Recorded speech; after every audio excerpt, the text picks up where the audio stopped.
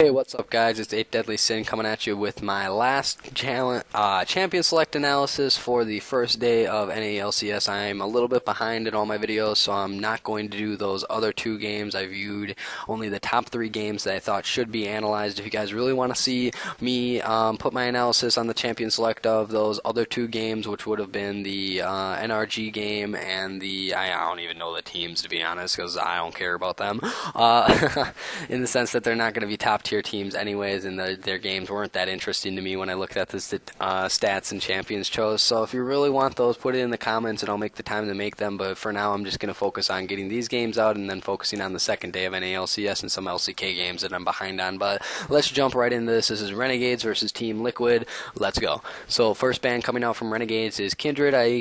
This ban is decent in the sense that Kindred still is a top jungler for many people, not for me, to be honest. I think she's a bit too squishy, but she does immense amount of attack damage coming out of the jungle, serving as an ADC in the jungle role. I think, honestly, Graves is a lot way better than Kindred. I really hate Kindred in the jungle just because I feel like she can be CC'd and eliminated before her ult becomes used, and that's the only reason why people view her as so useful, is this, her ultimate, which allows you to put a freeze on any team fight, engage, or anything, and especially in bottlenecks, it pretty much makes everybody invulnerable at a low percentage of health, heals all the friendly members of the Kindred's team, allowing you to at least put a lot of burst execute damage to kill a lot of those low members that are caught in that ult in that situation, as well as save teammates and such, and really allow to extend these engages and allow for more sustained damage and execution damage to be set up to be able to win these team fights with Kindred. But I don't like it. Honestly, I wouldn't waste a ban on it. I think there's a lot of ways that you can counterplay the Kindred even with any team comp that you assemble. So not my preference, but still a decent ban, not terrible, and not an Olaf ban. If you've watched my other videos, you get that reference. Now let's go to the second ban of this game. Is going to be Team Liquid banning the Rise on the red side. I think this is a safe red side ban. Obviously, you don't want, the first pick potential of Rise to go in there. Honestly, I don't think Rise is as strong as everyone makes Rise out to be, because I don't think it ever gets to that late in the game where Rise really hits all his super power spikes and becomes a beast that he's supposed to be, that we've seen like people like Faker execute. So I think really just because but that threat is still real, and that threat can still be executed, and has been executed in a few games that we've seen Rise been in. So, and I mean other regions, not NA specifically. So I think Rise is still very, a strong ban coming out from Team Liquid, just based on the amount of late game carry potential that it provides.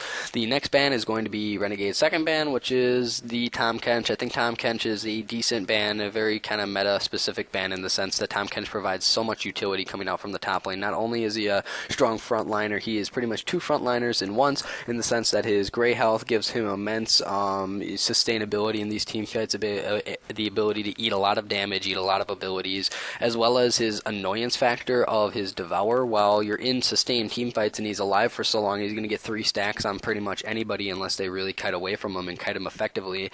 And that also not only provides him the CC potential of him landing his Q and his tongue lash and getting that CC to happen once those 3 stacks are put on anybody, but also the ability to disengage and save his carries with the Devour, and the global presence with his ult and teleport combination gives him such a global presence to be able to enter these team fights from many different angles, get right up in the middle of these team fights, absorb a lot of damage, and kind of make people either split up or, fragment the enemy team in these team fights while absorbing that damage. Very strong ban. The next ban is going to be Lulu coming out from Team Liquid. I think this is another safe red side ban, in the sense that you don't want to give Lulu away in this meta, because she does so much damage in any position that she's put in. She can be flex, top, mid, or support. Honestly, it's most likely that Lulu goes mid now. Thunderlords gives her such an ability in lane, and also gives her more kill pressure, because she's pretty much guaranteed to get the Thunderlord's procs in combination with Whimsy and auto attacks. So very strong, as well as the ability to buff up an AD carry or such to be able to make somebody protect the ADC comps, as well as the speed boost and shielding that she can provide, and the health bonus from her ult really makes her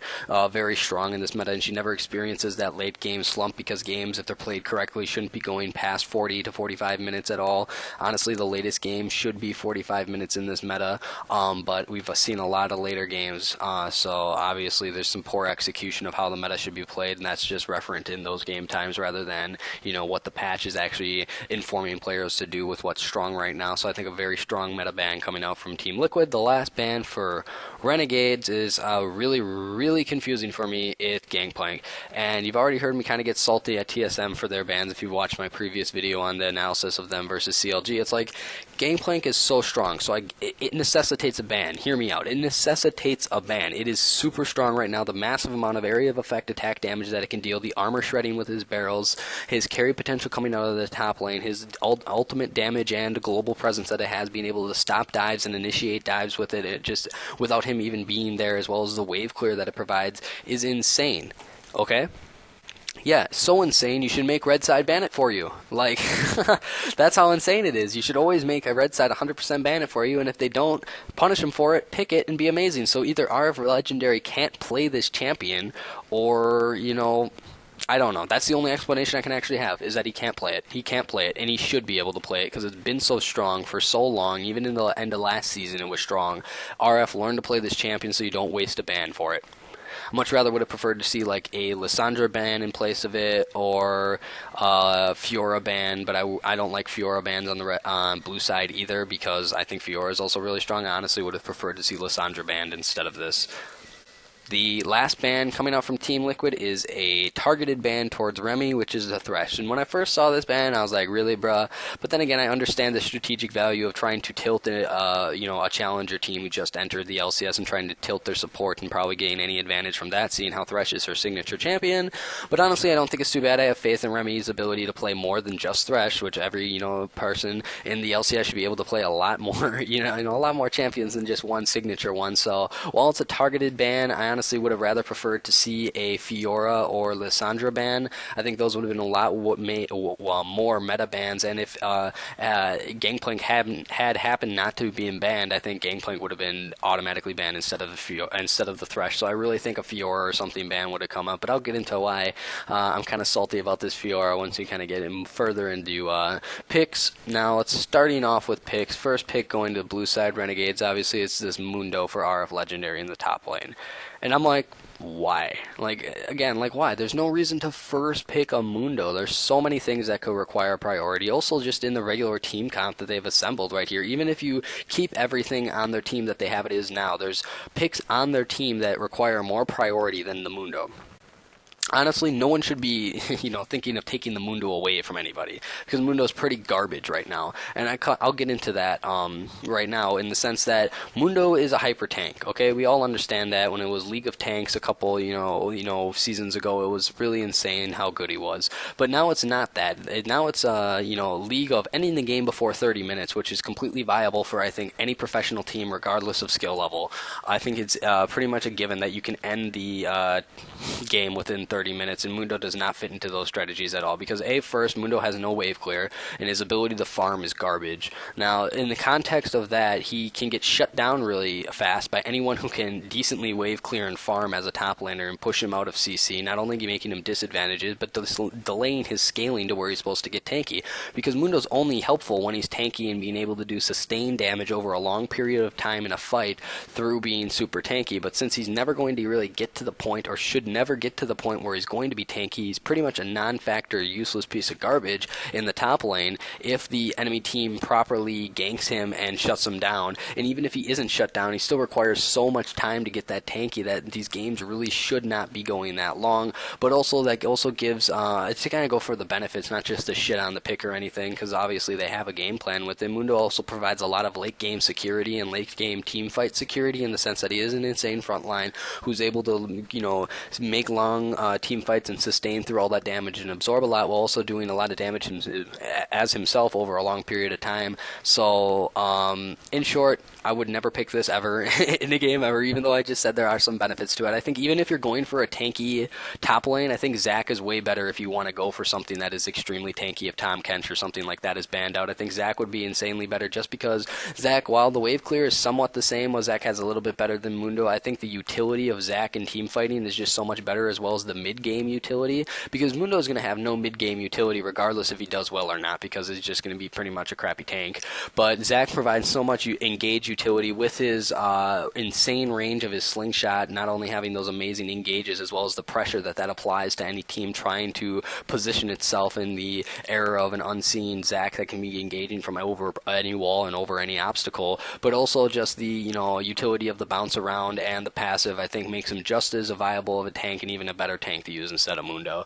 Enough about that. Let's get into the second pick phase, which is going to be the first one for Team Liquid. It's going to be picking up the Lucian and Elise. Now, I really like this draft in the sense that I think Lucian definitely necessitates a higher pick because I think the best ADCs right now are Corki as number 1 and number 2 as Lucian. And if you watched any of my videos before, I've already gone into this, so I'm not going to try to beat a dead horse or not. Let's just talk specifically about Lucian and how good he is. He's insanely good in lane, a lane dominant ADC in the sense that he has a lot of poke and wave clear coming out with the piercing lights that just does massive amount of damage, as well as his passive to do even more damage. Essentially, if he gets a piercing light and is able to get both his passive shot and regular auto attack off, you would automatically proc Thunderlords and does an insane amount of damage. His his E gives him a bit of extra mobility and escape potential, as well as dodge potential for any skill shots coming in. And his ult, the culling, not only does massive amounts of damage in a singular linear direction, it can really be used to focus down people, and it also does a massive amount of wave clear as well, with the extra damage towards minions, allowing him to wave clear effectively if nothing else fails, and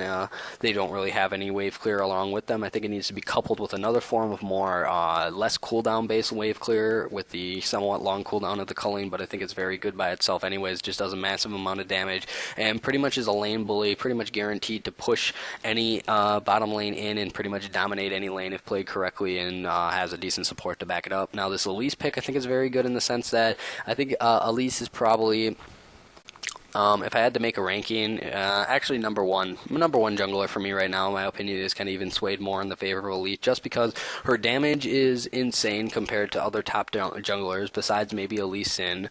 When I say damage, I mean early game damage in those first 4 levels, especially coupled with Thunderlords. It's just so amazing.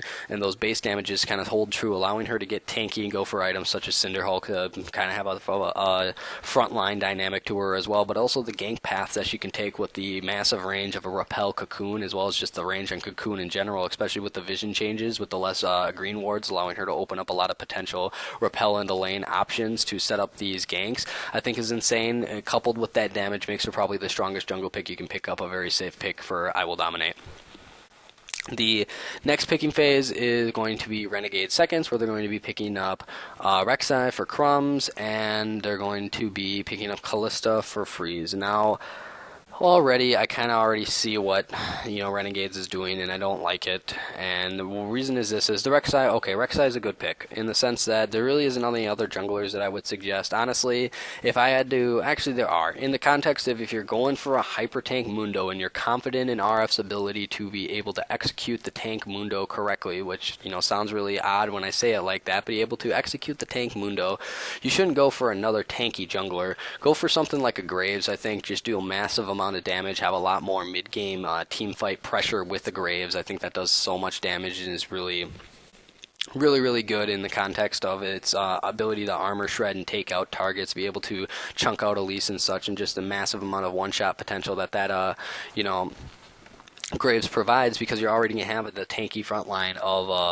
a Mundo already. Why choose another tanky Cinderhulk jungler like Rek'Sai? But Rek'Sai also has a lot of gank paths that he can do that's a lot better than Graves, in the sense of being able to tunnel from areas that would have been previously warded, but now with the vision changes allows her to kind of open up more gank paths for herself, as well as the global presence with the ult and a decent amount of sustained AoE damage that she has with the ability of her Q and such, and the knock-up also provides a little bit of teamfight utility. But honestly, I much would have preferred to see a Graves coming out for Crumbs. I think it's something that every jungler should be able to play. I think it's way better than a Kindred or anything that would have been banned out anyways by them, so I think a Graves would have been a way better jungler pick.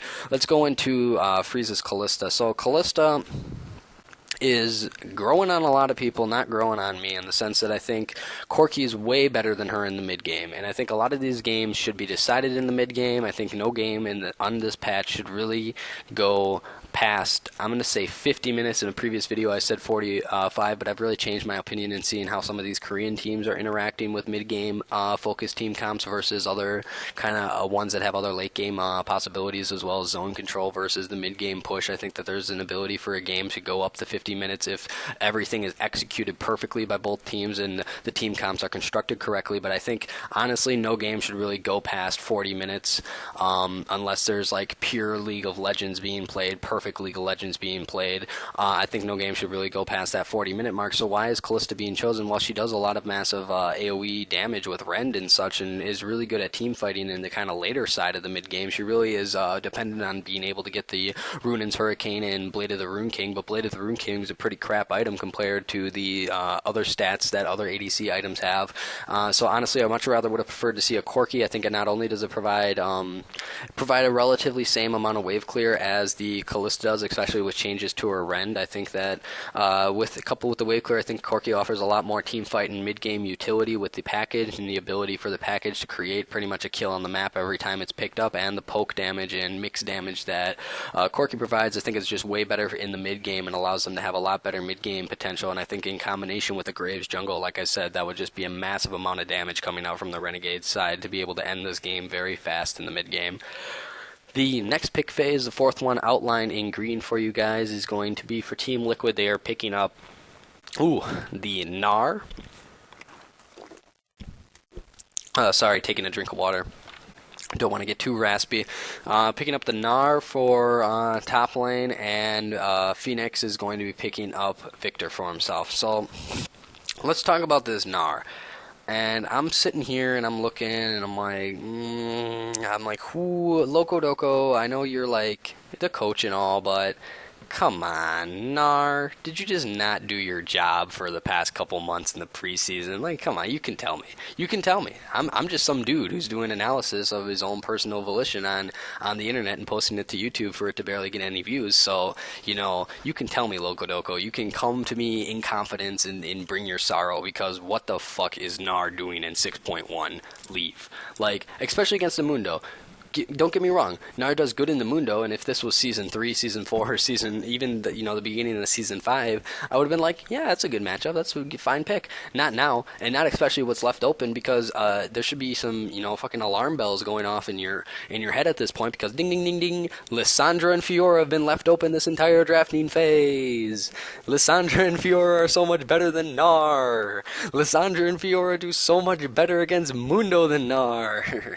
And also, Lissandra and Fiora have way better mid-game power spikes than Gnar. So, honestly, I think the Gnar pick is complete garbage. I think Lorlo, if I'm pronouncing his name right, should be able to play Fiora, should be able to play Lissandra. I think they are so much better. Honestly, if I had to pick between the two, I would have said pick Fiora instead of the Gnar.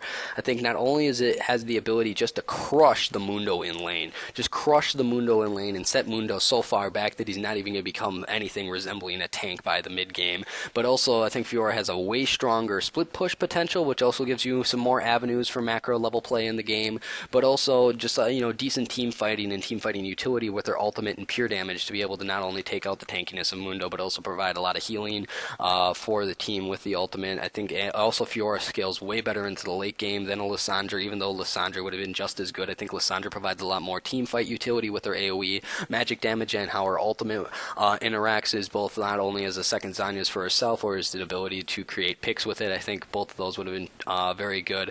Let's talk about Victor now, as I've already shitted on the draft of the Gnar, but I think the Victor is actually very good here, because the Victor provides what they need, and that's wave clear. So they need a lot of damage, and they need wave clear at this point, because honestly, if there's no damage besides Dilution at this point, I'm not even considering the Gnar damage threat at all. So the Victor provides not only a decent amount of burst AP damage, which is what they need in combination with the huge amount of AD damage that Lucian's going to be providing, but it also provides enough wave clear that they're going to be able to siege effectively, as well as being able to counter siege effectively, being able to clear those waves as they're being pushed up. So I really like the Victor pick coming out for Phoenix. Phoenix is obviously a very adept mid laner as himself, so I think he's going to be able to handle himself very good on this Victor. I think Victor as a blind pick for the mid lane is very, very safe in the sense that he pretty much doesn't have too many losing matchups if you play him correctly, and you can always just farm under tower with laser if anything really bad happens to you in lane.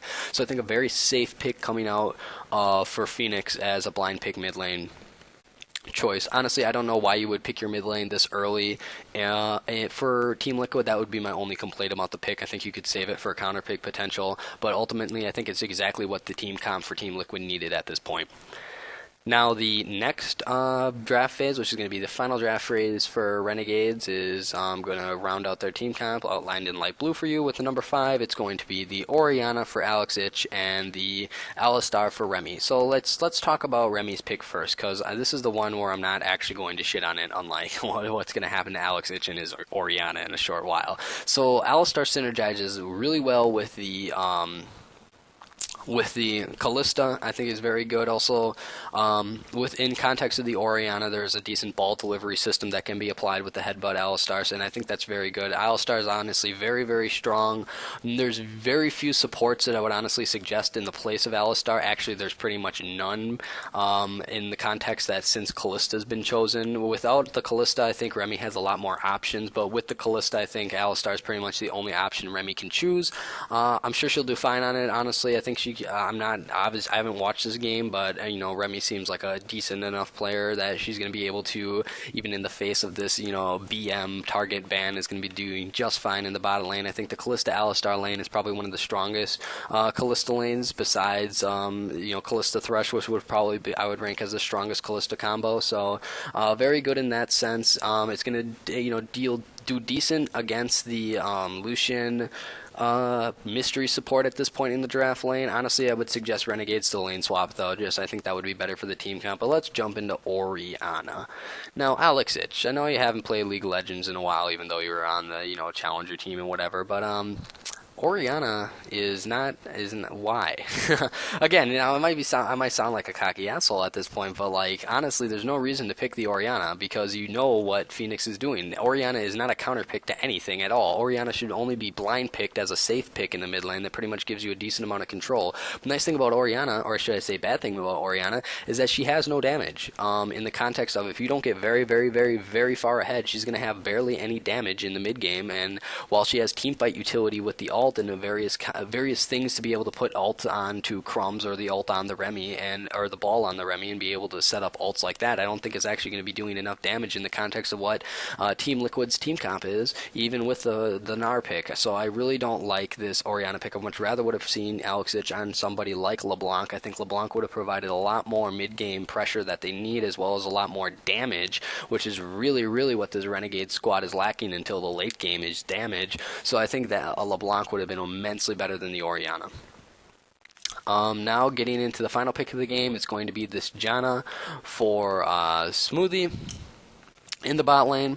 Honestly, not what I would have picked, but it's a decently strong pick. Honestly, I would have selected Braum instead of Janna just because I think it synergizes better with the Lucian and provides a lot more in-lane pressure, as well as the ability to block a lot of the, as well as the ability to block the ball coming in, block some of the Mundo poke with the cleavers, block some of the Rek'Sai Qs from when he is burrowed, and block some of the damage coming out from the Callista. I think that Braum would have been a lot better in that sense, as well as the ability to disengage, but I think Janna wins the disengaging battle, so really just showing that Team Liquid wants to be able to disengage anything that ever comes in. So if Alistar is going to be headbutting in, insta Whirlwind, be able to disengage that. Rek'Sai is coming in, Whirlwind, that the ability to disengage this Renegades team is immense, and I think that Janna provides that utility that they so desperately desire, as well as the ability to get some passive movement speed increases, which just give them greater mobility in these team fights and greater ability to position themselves well in these team fights. The only problem with that, as I said, is I think the Braum is just better in terms of being able to not only pure power of his abilities in terms of damage, but also provides a decent enough disengage, because there's really not going to be too much engage anyways